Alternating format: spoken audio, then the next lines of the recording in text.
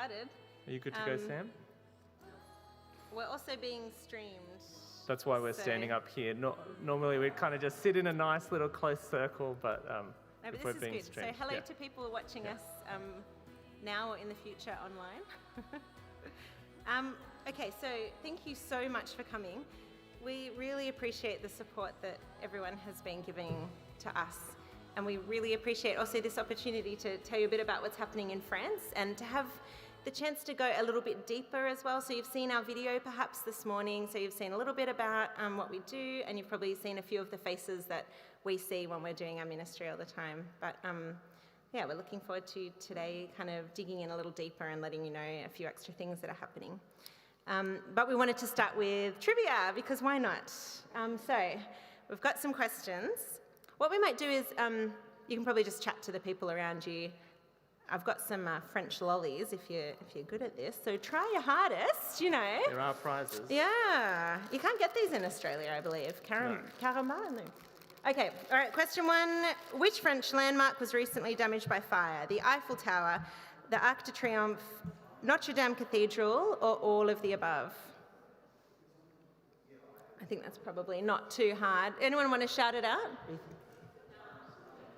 Yes, that's right. Thankfully, not all of the above. That would not be any good. But when the cathedral was burning, it was a really interesting feeling in France at the time. It kind of felt like the national heart was breaking. It was so painful to watch this really old, really significant building getting damaged by fire. It kind of felt like, how can this national landmark, this thing that's so special to us, that so much of our pride is invested in, how can it be damaged? And yeah, it's been very significant. There have been a few significant moments in France over the last few years, which we'll be talking about, but this was certainly one of them. Okay, I've got some French for you here. We're going to see if you can guess which is not a French saying. So I'm about to give you 3 French sayings, and one is one that we just made up.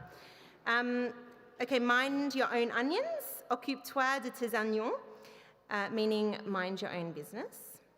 To have 2 feet in the same clog, meaning bumbling. Avoir les 2 pieds dans les mêmes sabots. Maybe it's to spit in the soup, meaning to be ungrateful. Cracher dans la soupe. Or maybe it's faire tomber la baguette depuis le panier du vélo. To drop your baguette from your bike basket, meaning the day is ruined. So which one's not a French saying? D. Is everyone in accordance with what you're saying in English? Settled? D. No? We're going B.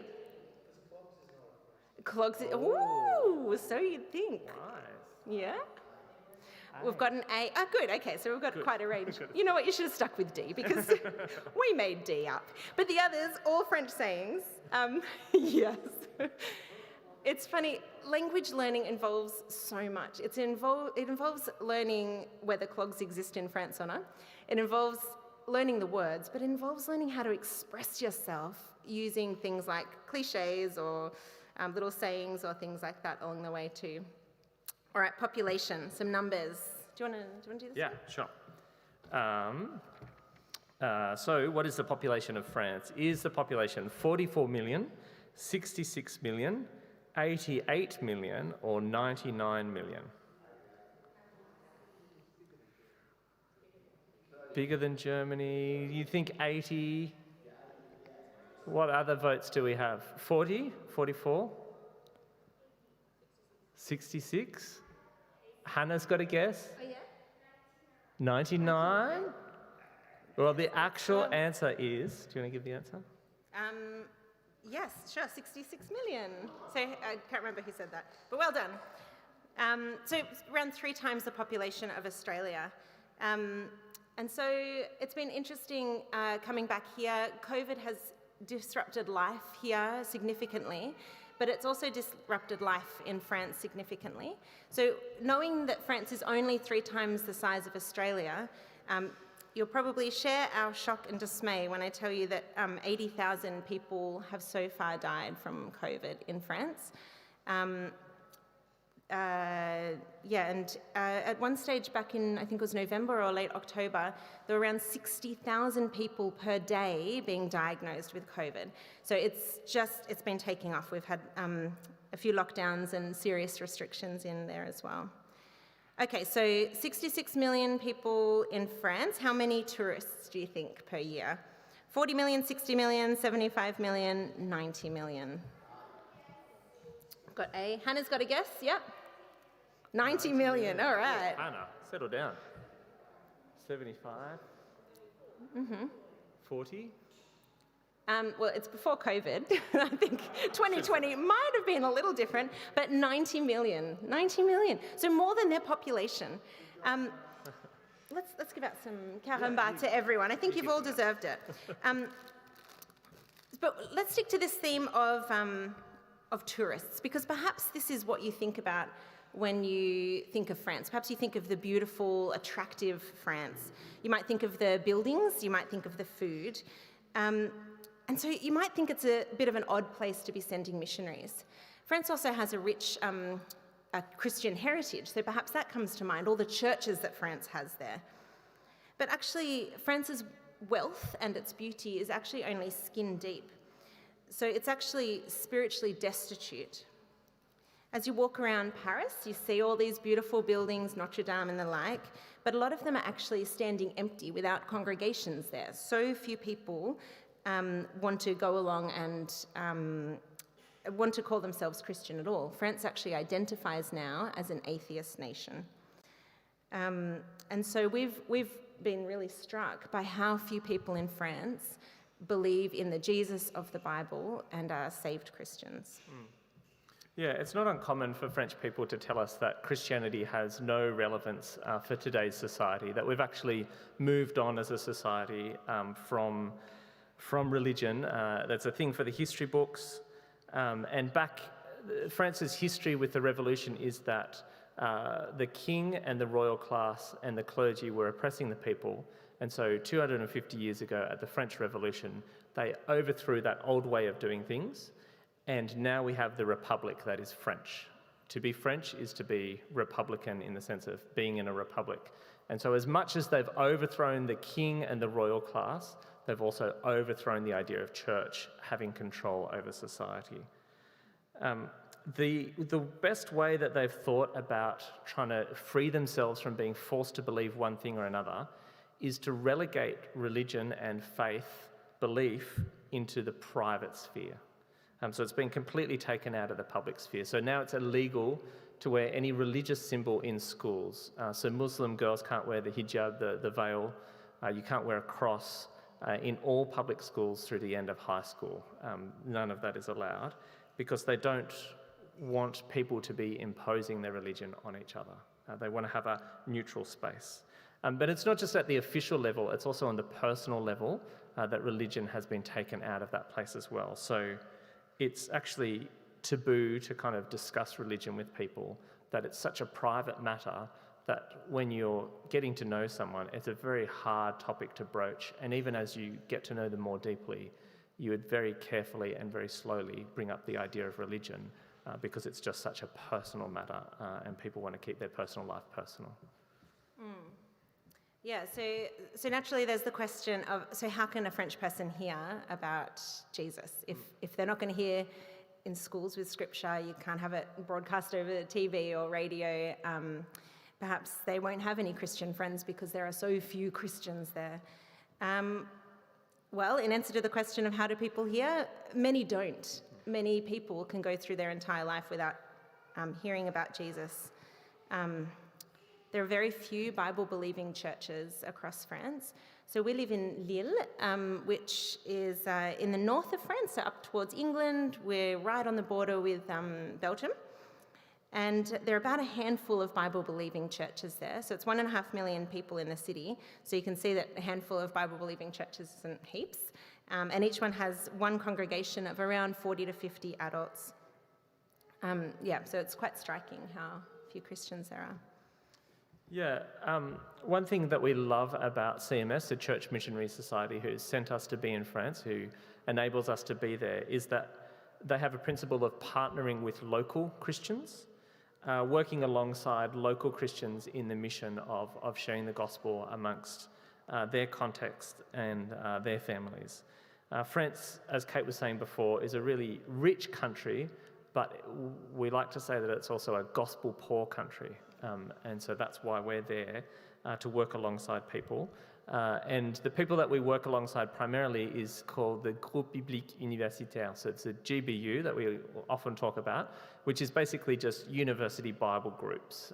So it's a national student movement of university students who are seeking to read the Bible together and share their faith. And the reason why we wanted to go and work with uni students is because it's a strategic time of life. If you know uni students, you might have noticed they don't have as much going on in their life. They don't, not being rude to university students, of course. It's just life does change when you get older and you have kids and you might be running, might be higher up in your workplace and that sort of thing. I've got a little pal. You're going to help me say this, are you?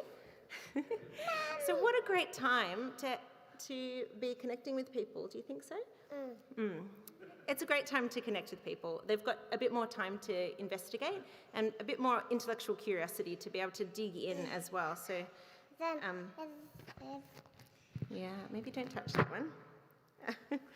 So that's why we wanted to work with uni students. Yeah. You want to talk into that one? Doug was just saying that's a perfect illustration of the accessibility of life for uni students and not kind of at the parenting age. Exactly. Thanks for illustrating that point for us. So I just want to share a little bit about what the GBU actually does. They've kind of got two main strategies, focuses what they're trying to do. Firstly, they're trying to make the Bible known on campuses in the university world. That's the idea, is that through the Bible, they want people to come and meet Jesus in the words of Scripture, which is an excellent aim that we really love to get alongside them with. Their second aim is to provide an opportunity for Christian students to get to know God and grow in their relationship with Him. So in a context where so few people know about Jesus, that first aim is really focused on sharing the news of Jesus with people. And that's the primary thing that the GBU is trying to do. The way that we go about doing that is getting alongside the Christian students. So as staff, what we're trying to do is we're trying to get alongside these Christian students, and we say that they're actually the missionaries who are going out onto the campus to share the gospel with the people that they meet there. And so what we're trying to do is train them, equip them so that they're better enabled to go about doing that task. And we have a picture of some students sitting around the table. Yeah. So often it'll kind of look like this. A small group of students sitting around, we're doing some training, we're sharing about ideas of how we're going to be sharing the news of Jesus with people around us. Our prayer is that as we meet with students and get to know them, is that they'll actually have a change of mindset. I don't know if you noticed in the video this morning that Manu was talking about sharing the gospel with people around, the students sharing the gospel with those around them. And it's just really striking how she said it. She said, of course their friends, like their non-Christian friends, don't want to hear about Jesus. And she says, but it's their greatest need. And it's just really interesting that she says, of course they're not interested in hearing about Jesus. And I think that's part of the mindset that is the difference between Australia and France, is that France, it's so weird and marginalised to actually be someone who believes in Jesus and takes that seriously and does something about that, that it's just such a small part of society who does that, that the Christians in France are just so aware that actually everyone around them, they're not kind of clamouring to kind of go, oh, what is this Christian thing? Tell me about Jesus kind of thing. And they've kind of understood that if they're going to share the gospel with the people around them, it's not because people are always going to be asking them. It's not the cool thing to be a Christian. Actually, it's really hard to be a Christian who believes in Jesus and that makes an impact in your life. And so she's saying, but what we need to help students understand is that despite their friends on campus not being interested in Jesus, Jesus is really relevant for them because Jesus actually is the answer to their greatest and deepest needs. And that's the kind of transformation of understanding that we want to see in students' minds, that they so understand who Jesus is, that they've so understood the gospel, that they understand its relevance for these people who are around them, even if the people who are around them don't want to talk about religion, aren't interested in Jesus, and kind of feel like it's a pretty outdated, old-time idea. So please keep praying for the students. It's great that you're here and hearing about some of the kind of nuances of being a French person and a French Christian. Please also be praying for them at the moment with COVID going on, because French uni students are particularly hurting at the moment.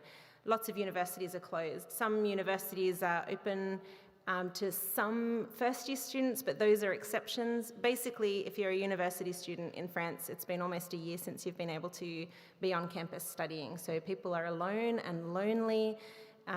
It's often in the papers about how hard it is for students, and these are the people we're working with. They're sick of being on Zoom because they Zoom for their classes. They're sick of not being able to have a relationship face-to-face with people. This isn't what they're used to. It's a really hard time.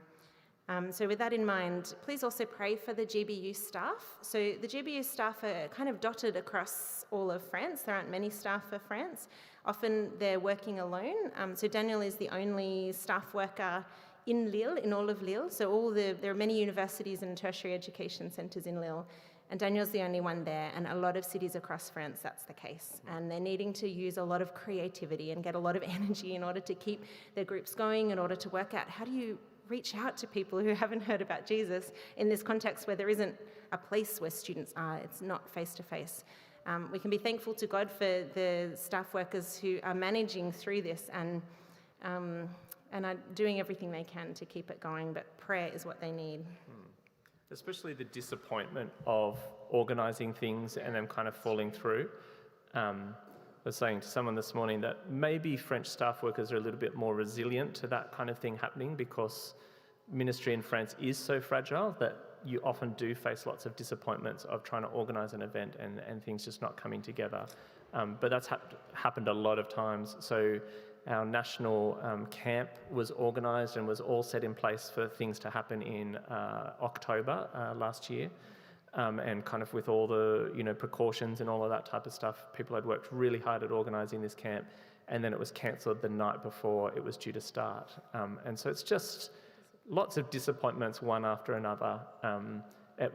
Because our groups rely on students kind of running them and being involved in them, there've also been a lot of student leaders who have kind of dropped off the scene, that maybe they've moved back to their hometown and they're just doing their studies via distance. There's just a lot of uncertainty for people, and so therefore there's a lot of disappointment in ministry for staff.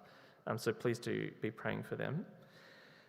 Another thing that we really love about our involvement with GBU, and particularly for me, is being involved in the Relay training program. So this is our ministry apprenticeship training program, and I've had the joy of being involved in that. It's a program that was set up from Australian missionaries and has been running for about 20 years now. Here's a picture of Sarah and Annelise, our two trainees for this year. Normally we'd have about 3 to 5 trainees, so it's a bit unusual given COVID and all of that. Of course, we only have 2 trainees this year. And got to say, too, socially distanced. That's why that photo is like this. It's a bit of an awkward photo, isn't it? But yeah, socially like distanced, that's right. So what we do in the ministry training program is that students will take a year or maybe 2 years in the program, and they'll do some theological studies. But the real core of the program is a relationship between a trainer and the trainee. So the trainer will be a GBU staff member who's been a staff member for a significant period of time. And it's all about that relationship between the two of them, isn't it? That we're looking to raise up faithful students that we can pass the gospel to them and train them to be passing it on as well. So that's why it's called Relay, that we're kind of thinking about the relay that keeps getting passed from one generation to another. So it's a very exciting time to be involved in that and to continue to see that happening. And at the end of the traineeships, some students will head back to university, keep studying. Some will head on to work. Some will go on and do further studies at Bible colleges, or they might join the GBU staff team. And in fact, most of the staff who are now on the GBU staff team have actually come through the Relay program, that they've been trained themselves. So it's been really exciting for us to see how God has faithfully been raising up a new generation of student workers through that program. So please continue to pray for Relay. Another important way to be reaching people in France with the gospel is through kids' church, through Sunday school. And that's been a real source of joy for us over the last several years. So when we first joined this church, there was a little 3-year-old at the church, and that was the only other child in the church. At that stage, we had Hannah and tiny little baby Emily, and there wasn't anything for kids. And I thought, well, let's start something up. So after we settled into the church and, figured out that was something that we could do. So I was the only teacher to start with, and with just these kids, and we would learn about Jesus each week. And after time, more families joined because this church was doing something for the kids and teaching kids, and that was attractive to people. So the group grew, and you guys were praying for this group. Our supporters were praying for this group and praying that it would grow and that children would come to know God. And it did. It kept growing. But there was a problem in the church. It's a bit of a mindset problem with seeing Sunday school as kind of child-minding, babysitting, which is commonly the case in churches in France. And some churches would teach kind of very moralistic lessons.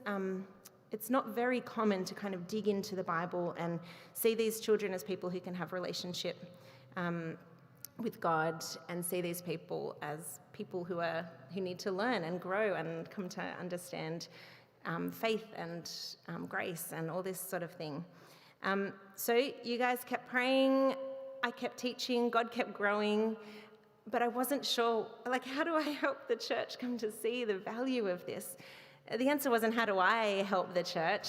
God needed to do something. And one day, out of the blue, another church member came up to me and said, you know what I've noticed? This church needs a change of mindset in kids' stuff. And I was like, great. So she actioned this. She went and talked to the church council about whether she and I could help the church look through some passages. So there was a Bible study that people did. There was a seminar that people did. Most of the church got involved, and through working through some passages, the different groups came to see that children's ministry was really quite important. And it was amazing how God used this to change the church. And people started to want to change the church's vision with children being involved in it. Several people came to me and said, can we be trained up to help teach the children? And so all of a sudden we had this great teaching team. We now have 5 teachers.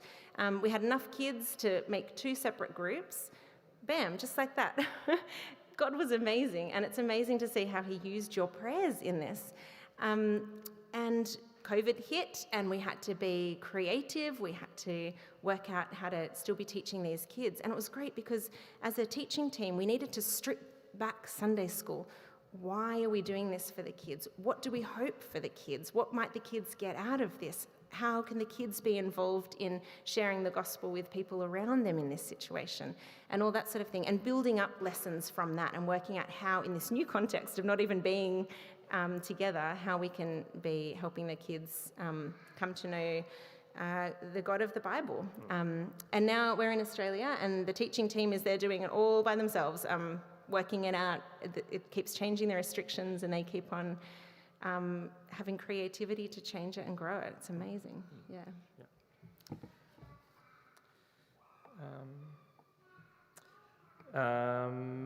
Did you want to talk about English Club? Oh, yeah. Also, we've been running English Club, so we saw a little snippet of this in the video this morning. So English Club, the idea was I want to get to know people in the community, and it can be very hard. Relationships are notoriously slow in France, and that's okay because we're there for the long term.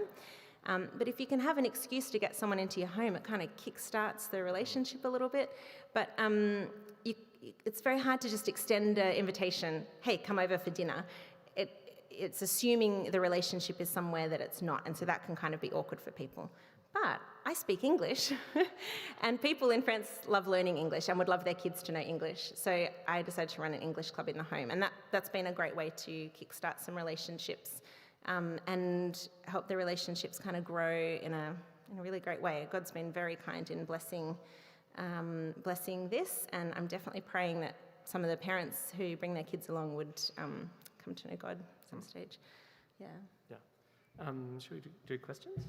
Yeah, that's a good idea. So we've talked a lot. Maybe you have questions. Maybe we've talked about something that is interesting for you, or maybe you'd like to ask a completely different question. We've got some time for questions. And Sam, what time will we finish up? 4:45. 4:45. All right, so we've got a good 10 minutes. Yeah.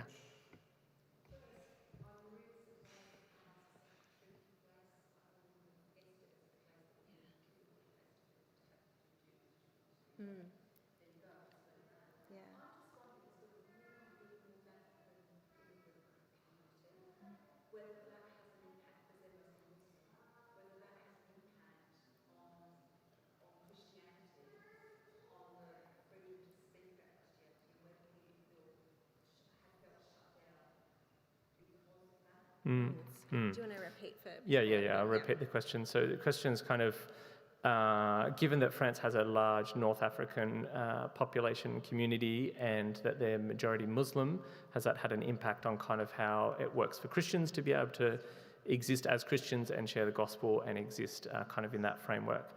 Yeah, it has a pretty big impact. So in the sense that France loves equality. So it's one of their three pillars is liberté, égalité, fraternité. So equality is a really highly held value.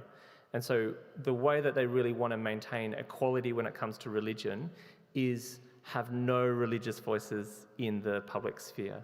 So we don't want Catholic religious voices in the public sphere. We don't want Muslim voices. I think also sometimes decisions are made that limit the freedom of expression, of religious expression, we could say, out of fear of giving space to Islamic expression as well.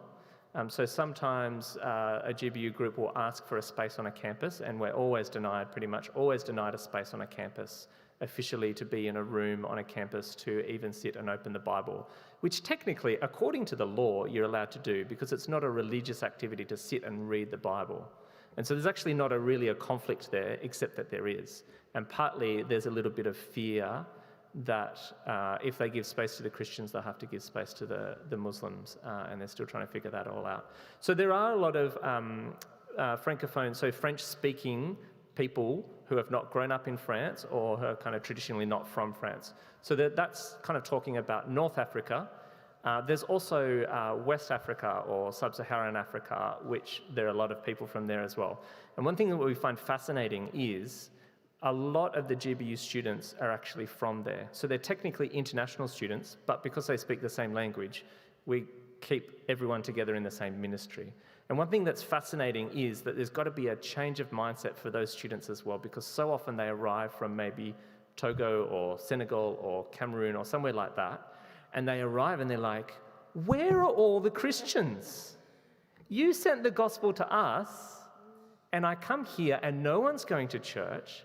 There are no teenagers or no youth going to church. And I try and talk about Jesus with the people that I'm meeting on campus, and everyone shuts me down and never talks to me again. What is going on? And so these international students arrive and they're like, isn't France Christian? What's the deal? I've got a bigger GBU group back in Cameroon than I have here in this city in France. And they're so confused. And what we say is, yes, isn't it surprising? And we try and get alongside them and say, but we're really glad you're here because we want you to use your time while you're here to be missionaries to France. France or Europe might have sent missionaries to you in the past. It's now your turn to go back to Europe and share the gospel in your turn as well. Sam, did you want to pass around a mic? Great.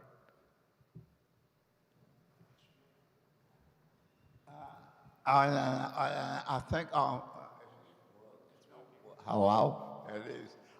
I'm actually going to ask Kate.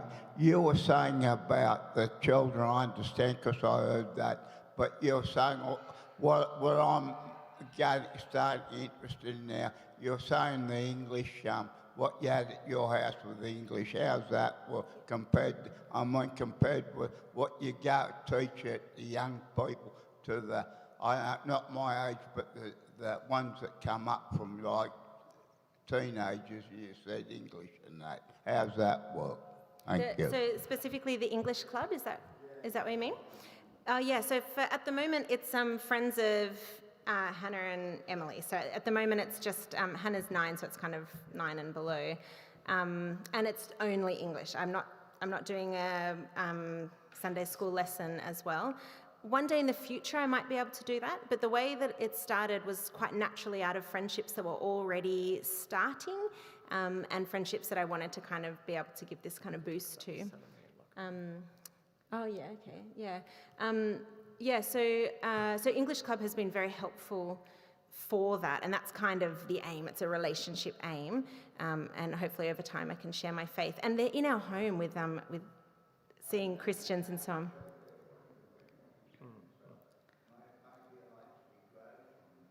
Yes.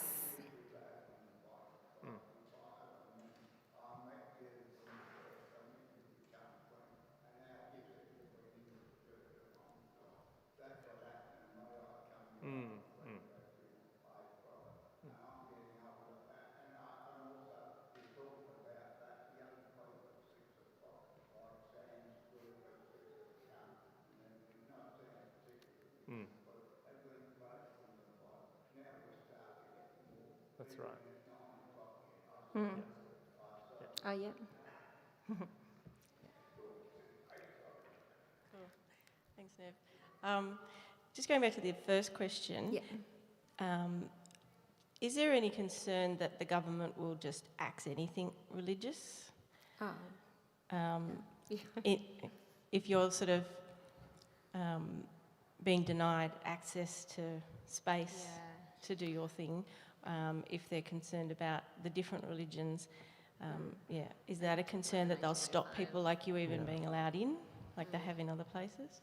Well, it's tricky to explain, but in the public sphere, they really try and limit religion as much as possible. So in the schools, no religious symbols, no talking about Jesus. There's a teacher, a high school teacher, who wanted to read a passage of the Bible and study it in his kind of, I think, history class, and kind of not in a religious way, just kind of looking at it as a text, which he's technically allowed to do according to the laws and stuff like that. And he was suspended, and he's still suspended for a long period of time. And so, there's kind of officially what's allowed and all of that type of stuff, but that's in the public sphere.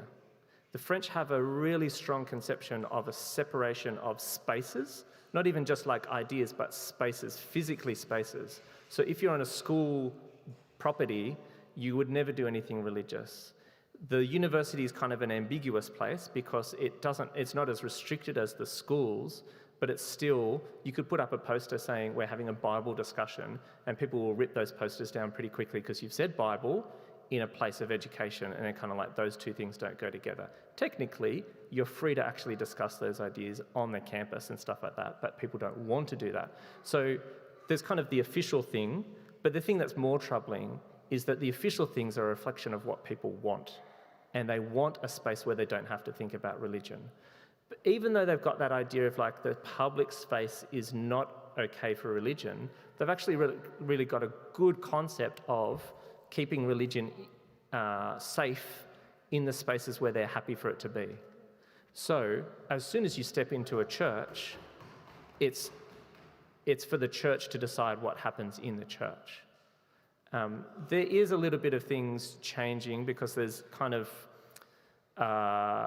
they're trying to restrict a little bit. They really have the conundrum of what are we going to do about terrorism that comes up from extremist Muslim quarters, and how do we do that, and how do we control those spaces, given that that's a religious space and we don't really have any control over that.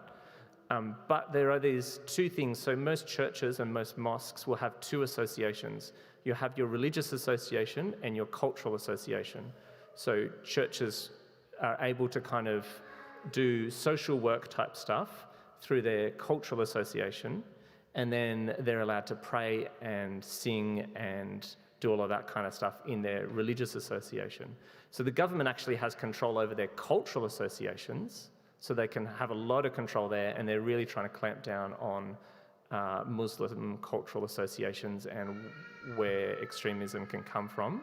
but it's very hard for them to touch the religious associations and to have basically any say and control over there. Yeah. Christians troubled. Oh, there, I didn't know where it was. Sorry. Other than ripping down posters, are the Christian students troubled by their fellow students in more harsh ways, or are they pretty... In terms of like physical persecution, not really. Like if you set up a book stand, which is one way that we often kind of advertise the GBUs, we set up a book stand. Technically, we could do that on the campus because you have that freedom, but we never do because we don't want to annoy and anger the university authorities. But you could do that. We often will do that out the front of a campus, but still people will come and tell you to move along and kind of say, you can't be doing this here, kind of move along. But it's not kind of beatings or physical persecution in that sense. It's just kind of like, what are you doing? This is not okay, move along kind of thing. Yeah. I was curious about people studying the Bible as a historic document and theological study in that respect at universities, which often people do as a historical document. Yeah. Doesn't that take place at some of these universities, and the connection with French history and so on as an important study or an important science overall? Yeah. And where is even Islamic studies and all of that?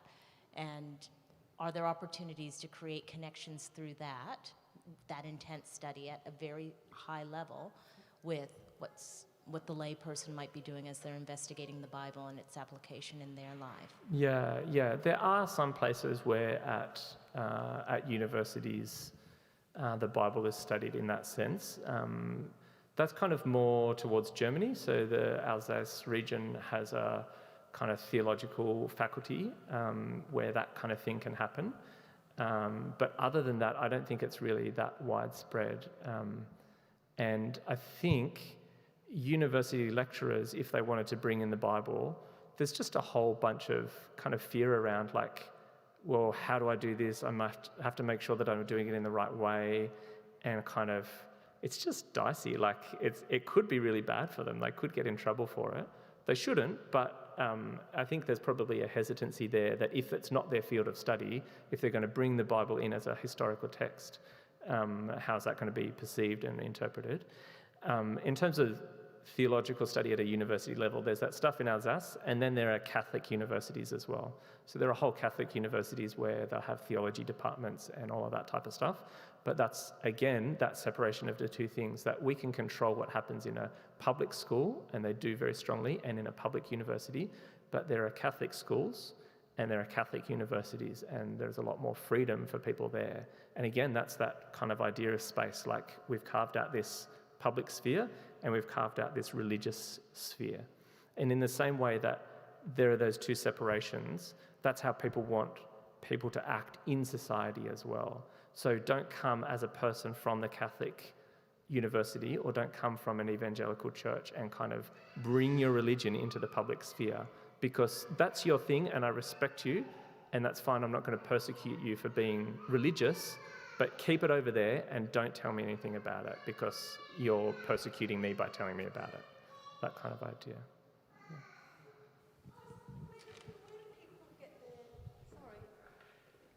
Where do people get their sense of strength and hope and in France if it's not in God in some form?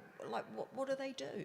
It's a great question, and I think more and more you get to see the realities of having biblical underpinnings of a society having been taken away. And so you see that in the families. Like, I think we see the impact of what does it look like to be a French parent? What does it look like to be a French family? And there are lots of great things still, obviously, in God's kind of general grace for everyone. But there are actually starting to be sufferings and things that have been taken away from that. So it's not uncommon for us to meet university students through the ministry and them to kind of say that, you know, their parents never told them that they loved them. And that's not very Christian, really.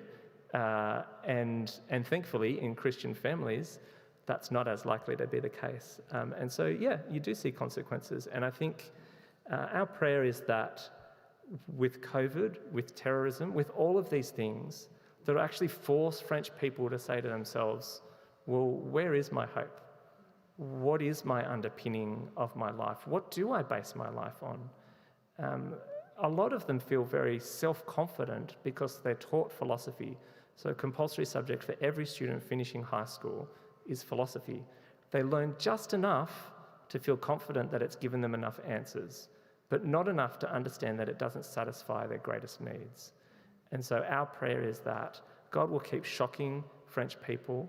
He will, in his kindness, bring goodness out of these terrible things like terrorism, like COVID, that people will turn to Jesus for answers, and they won't turn inward on themselves. We should probably... One last question? Oh, thank you. So it was interesting talking this morning, your reflections on how hurried people in Sydney are. You've been out of Australia for a while. You've been out of the Christian scene in Australia for a while. What are some reflections, observations about that we could learn from the French way, or at least your experience of being a Christian in France, that it would probably be helpful for us to think about? I think one thing that's been really striking to us is how brave some of the Christians are. I've said how few Christians there are, and for a lot of people, they'll be the only Christian in their circle, whatever that circle might be. So you need courage. You either need to have courage or you need to not say a word. And we've been amazed how many people that we know who have taken that courageous step to tell people around them. We know a girl in our church her name's Susanna, and she is the only Christian in her high school. It's a huge high school. She is the only Christian in her whole high school. No adult can come in and help her share the gospel with her friends at school. But she can do it. As Daniel was explaining, you can actually open the Bible. It's very hard for teachers, but students doing it with their friends in a circle in the playground, it's a bit more, maybe you can do it. And if it's not stopped, then you can do it.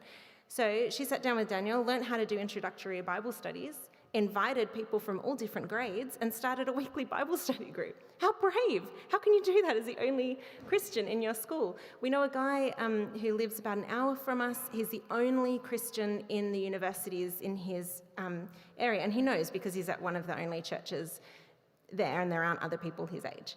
What does he do? He can be quiet and just get on with life. It's only a few years of his life living in this city. No, he's decided, well, I'm going to run weekly Bible studies. He's never done this before. He sat down with Daniel, learned how to do introductory Bible studies, invited everyone he could, and he's there faithfully opening the Bible with people, letting people come to know Jesus. So courage, I think, is one thing that I am learning from French Christians there. Yeah, I think you can summarise that as saying, they understand their responsibility, that if they don't share it, who is going to share it with this person? And they understand the urgency that time is short and university time is short, and so they kind of get on and share things. Yeah, so we're very encouraged by that and people's boldness and confidence as well. Confidence not in their own abilities to share the gospel, but confidence that as they read the Bible with people, that God will make himself known through his word. Yeah. We might pause there. Is that okay? Thank you so much for coming along this afternoon. And we do talk about how marginalised and how few Christians there are in France, but we're excited because we're in such a privileged position where we remind our Christian brothers and sisters in France that they're not alone, that they have people like you who are praying for them, who are sending missionaries to work alongside them and encourage them. So thank you for your partnership. If you want to know more about what's going on, if you want to commit to praying for your French brothers and sisters, we encourage you to sign up with the card that you got this morning. You can hear more about us and what's going on and just follow the ministry. And if you're in a position to financially support